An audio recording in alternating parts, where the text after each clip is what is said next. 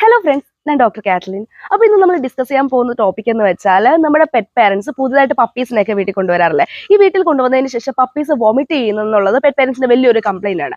അപ്പം ഇന്ന് നമ്മൾ പപ്പീസ് വോമിറ്റ് ചെയ്യുന്ന റീസൺസ് എന്തൊക്കെയാണെന്ന് നോക്കാം. ഫസ്റ്റ് തന്നെ നമ്മൾ പപ്പീസിനെ വീട്ടിൽ കൊണ്ടുവന്നതിന് ശേഷം സഡൻ ആയിട്ടുള്ള ഒരു ഫുഡ് ചേഞ്ച് നടത്തി കഴിഞ്ഞാൽ അവർ വോമിറ്റ് ചെയ്യാനുള്ള ടെൻഡൻസി വളരെ കൂടുതലാണ്.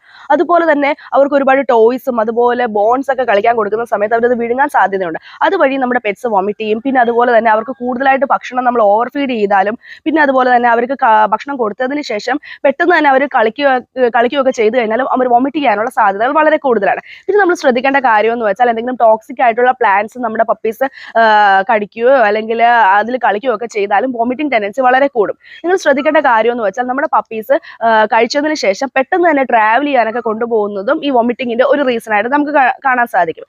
പപ്പീസിന്റെ ഡീവോമിംഗ് വളരെ ഇമ്പോർട്ടന്റ് ആണ്. അതിന് നിങ്ങൾ ശ്രദ്ധിക്കേണ്ട കാര്യം എന്ന് വെച്ചാൽ പ്രോപ്പർ ആയിട്ടുള്ള അവരുടെ ഡീവോമിംഗ് ശ്രദ്ധിക്കുക. പാരസൈറ്റിക് ഇൻഫെക്ഷൻ കൂടിയാലും നിങ്ങളുടെ പപ്പീസ് വോമിറ്റ് ചെയ്യാനുള്ള സാധ്യതകൾ വളരെ കൂടുതലാണ്. അപ്പോൾ നമ്മുടെ പപ്പീസ് ഒരു 3-4 തവണ ഒരു ദിവസം വോമിറ്റ് ചെയ്ത് കഴിഞ്ഞാൽ നിങ്ങൾ എമർജൻസി ആയിട്ട് ഒരു ഡോക്ടറെ കാണേണ്ടതാണ്. അപ്പോൾ ഈ വീഡിയോ യൂസ്ഫുൾ ആവുകയാണെങ്കിൽ എന്റെ ചാനൽ ഫോളോ ചെയ്യാൻ മറക്കല്ലേ. കൂടുതലായിട്ട് എന്തെങ്കിലും സംശയം ഉണ്ടെങ്കിൽ കമന്റ് ബോക്സിൽ ഇടുക. So thank you for watching.